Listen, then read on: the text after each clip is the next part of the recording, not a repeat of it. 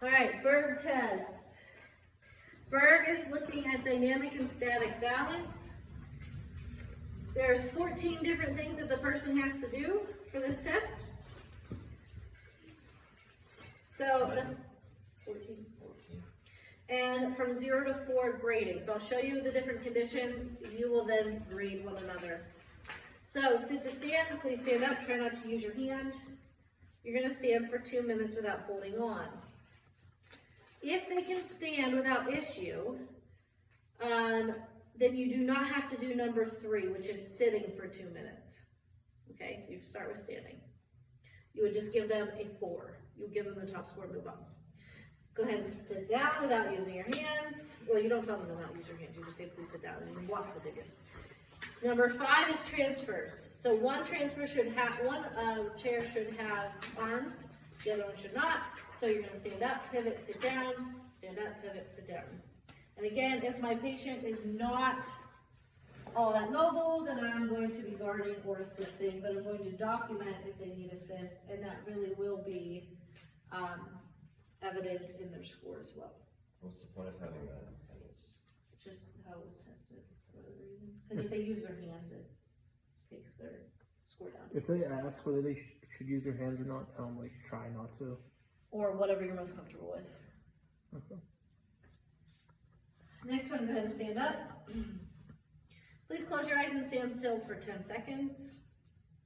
You don't tell them to, it doesn't say what they have to do with their feet, so whatever's comfortable. Again, if you've already done something else that you know that they can do for 10 seconds, give them the highest score and just move on. Like, use your time efficiently. Standing with feet together, we're looking for 1 minute. The next one is reaching forward with arms, or outstretched arm. I always just tell my patient to let their feet go back to what's comfortable. You're looking for 10 inches or more. What I always do is if I have like a clipboard or a piece of paper, I put it out, put your hand out over my piece of paper here. Whatever, okay, like this. Go ahead and reach over my paper as far as you can. If they can get to the other end, I know that they went more than 10 inches. If they get halfway, it's about 5. So that's how I do it in clinic. Then you're going to pick an object up from the floor. It needs to be a lightweight object that's not flat. So typically we say like a shoe or a slipper. That's generally, if someone has like a tissue, like because I do home health. So if someone has like a tissue box that's not all the way full, I'll grab something like that. It's just, you don't want it to be completely flat to the floor. I don't like a ball.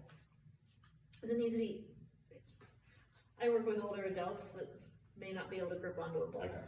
So go ahead and reach down. And again, if I, whatever you need to do. Good, and then I'm gonna score based off how they did.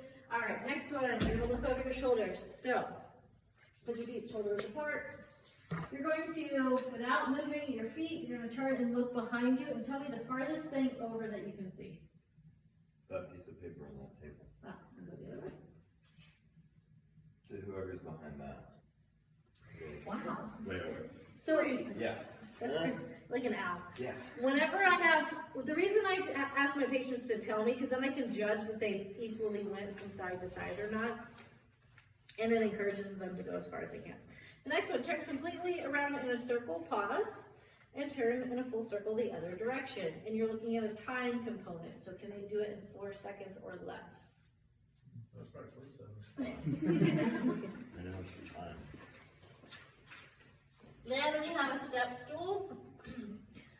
So in somebody's house, again, because I do it in someone's house, if they have steps that are easily accessible, I'll just use the bottom step. Or again, if they have like a tissue box, just tell them not to step down on it. So you're gonna tap your feet. And so you're gonna go so that each foot hits 4 times. And you're looking at a time component as well for that. Then you're gonna do a tandem stance. So you're gonna put one foot in front of the other. If they cannot hold that, then you allow them to do a semi-tandem. So, semi-tandem if needed. And raise your face like that. And then the last one is standing on one leg. And you're looking for 10 seconds. So with the Berg, 41 to 56, low fall rest 21 to 40 medium, and less 20 or less. is going to be high fall risk. When you're in clinic, do you have to memorize these, or do they just have handouts readily available? You might have handouts, you might have, like the computer program, you might pull it up. Okay. What I would do, like if I knew I was gonna do a BERG, just for me, for ease, I always would just have a handout, even if it's just this part. Okay. And that way then, like even if I'm doing electronic, I usually keep like kind of like a paper file of certain things just to make it easier to look back. That way then I see on eval or re-eval. Gotcha. Yeah. You can also pull these up online really easily. Oh.